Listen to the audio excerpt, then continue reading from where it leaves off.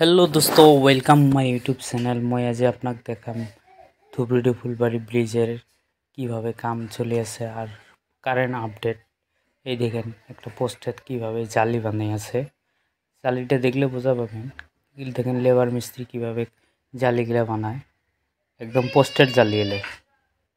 Dhubri Phulbari bridge Asian bridge হিসেবে বোঝা যায়, আর এটা লং ব্রিজ, ইন্ডিয়ার number 1 long bridge Dhubri Phulbari bridge.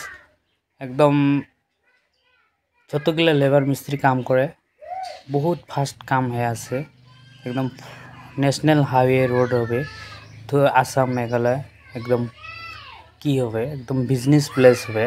একদম মেঘালয়ের যেটা কয়লা আমদানি আসামে যেটা কি হবে, এটা মানে অ্যাকচুয়ালি ধুবুরি ফুলবাড়ি ব্রিজের এই মাথার থেকে একদম গরিপুর জংশন আছে, জংশনের থেকে মেঘালয় কয়লা থেকে আমদানি হবে। এটা বোঝা যায় একদম পুরা মানে আসাম মেঘালয় বহুত বিজনেস প্লেস হবে ধুবুরি টু ফুলবাড়ি ব্রিজ। আর ইন্ডিয়ার নাম্বার 1 ব্রিজ হিসেবে দেখেন কি ফাস্ট কাম চলেছে। এই যে ব্রিজ নদীতে কিভাবে জালিগুলো বানায় আর কিভাবে কামগুলো আগবাড়ে আছে দেখেন।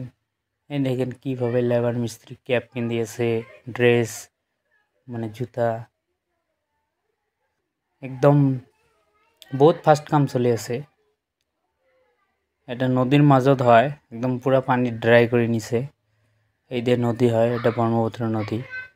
জাহাজে দিয়ে কাম করিয়েছে, কিন্তু এল&টি কোম্পানি এই ব্রিজত বহুত লাভালাভ হবে, কারণ টেন্ডার তো অ্যাকচুয়ালি নদীর মাজত মারা বলে বোঝা যায়, কিন্তু কম খরচাত কাম হয়ে আছে, শুকনো শুকনো জায়গাত কাম কৰি আছে এল&টি কোম্পানি। এটা বোঝা যায় যে ব্রহ্মপুত্র নদীত আগের নান পানি নাই, বর্তমান সব জায়গাতে বালু বালু শুকিয়ে গেছে। এই জন্য নদী এল&টি কোম্পানি এই যে নদীর মাজত একটা পোস্ট বানাইছে, ইন্দিরার নান করে নিয়ে বানায়। এইভাবে কামগুলা আগবাড়ি নিয়ে আসে।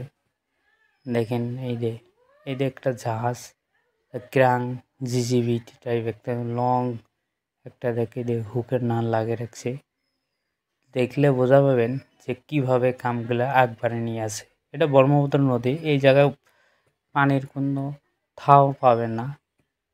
এই জায়গায় যদি কোনোদিন ডুবিও যান, এমন 10টা মানুষ ডুবে গেলেও এই জায়গায় মানে কি পাবেন না, পানির যেটা 0 পয়েন্ট থেকে যেটা মানে উপরে হাতে পাবেন না।